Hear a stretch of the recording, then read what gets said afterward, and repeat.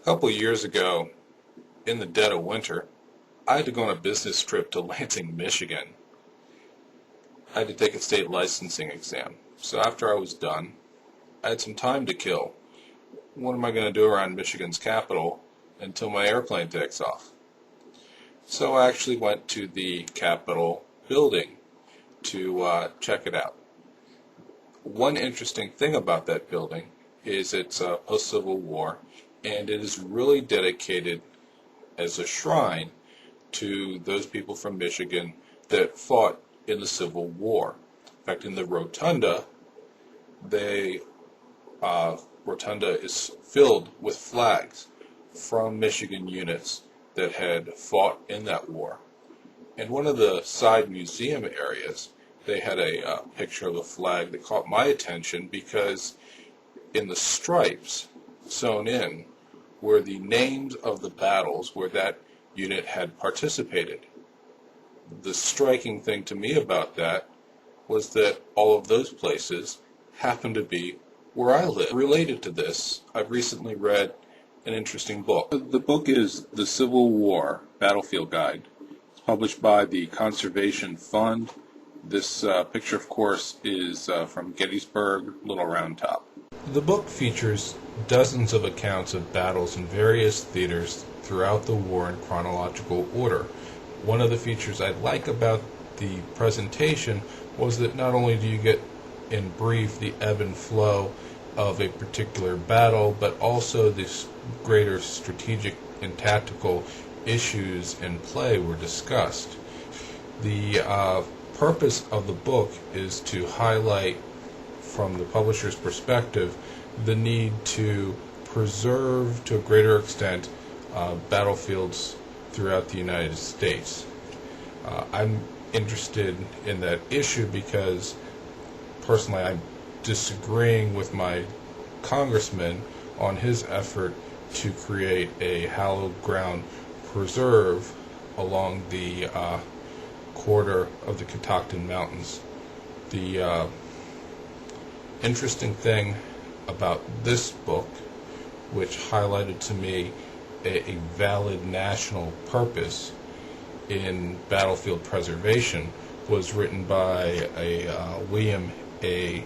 Stroft, where he talked about staff rides through battlefields in which military officers walk the battlefields of the past and get an understanding of those battlefields by actually walking the ground, understanding the topography. Now, I like walking battlefields as much as the next guy. In fact, I've got some video that I shot of Ball's Bluff and also of Gettysburg that I need to put some narration on in order to post. One of the issues that I have with preservation is the idea of not developing in these areas, because often these battlefields exist where people live, and not only because they live there now, but because these battles involved population centers where people have lived. In discussing this issue, let me talk about some place where I've actually lived.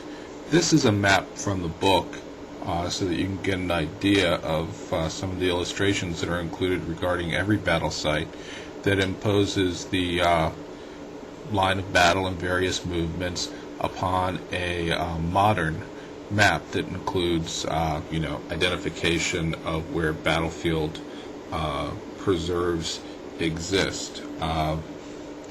Now, Fredericksburg, Virginia is a city. It's been around for a long time. It exists on the Rappahannock, just below the Falls line, which is actually at Falmouth. There's Fredericksburg. I used to live, right there. And in fact, I used to work right around there. Now, where I lived, it was a couple of blocks off of the Sunken Road.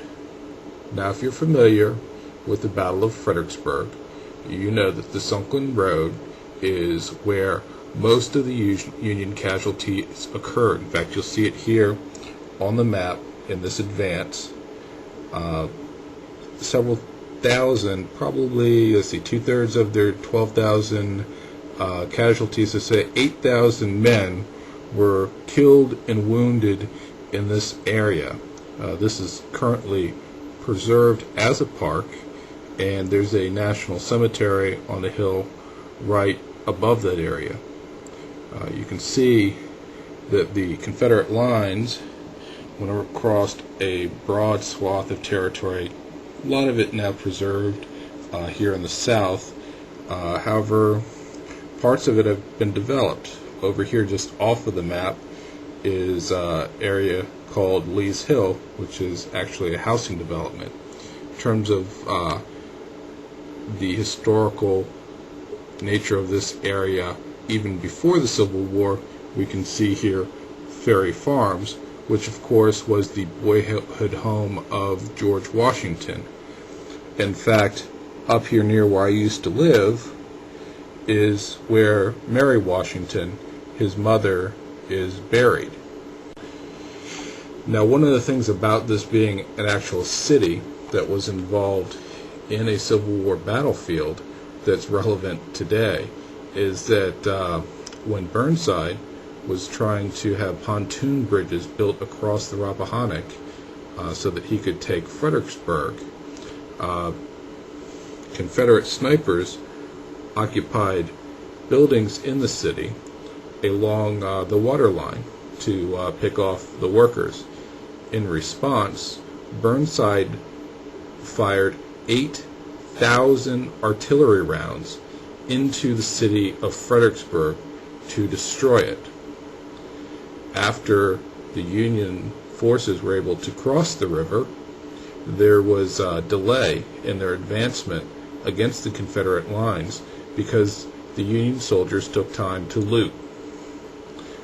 Of course, this is in stark contrast to the professional actions of our current soldiers. A couple interesting points about this battle. One, urban warfare, armies engaging in population centers isn't a new issue. The United States doesn't have special rules for when it engages in combat with brown-skinned people. This was Americans fighting Americans. There were almost 200,000 troops involved in this battle. Casualties amounted to about 18,000 killed, wounded, captured. The destruction that Burnside wreaked upon Fredericksburg was really of no significant military importance, although it did alleviate the nuisance of the snipers. Lee's objective was actually to let Burnside cross the river so that he could crush the Union Army against the river. In fact, the Union forces lost. The related to other battles in this book, when it talks about Sheridan in the Shenandoah campaign and in the Atlanta campaign, and just Grant in general, that war involves a lot of carnage in order for it to be completed successfully, not as a matter of blood for blood's sake, but a matter of tactical and strategic necessity to achieve the military objective. In summary, I value battlefield preservation. I also recognize its national importance in terms of training the officers of our military. However, a substantial amount of these battlefields are privately owned.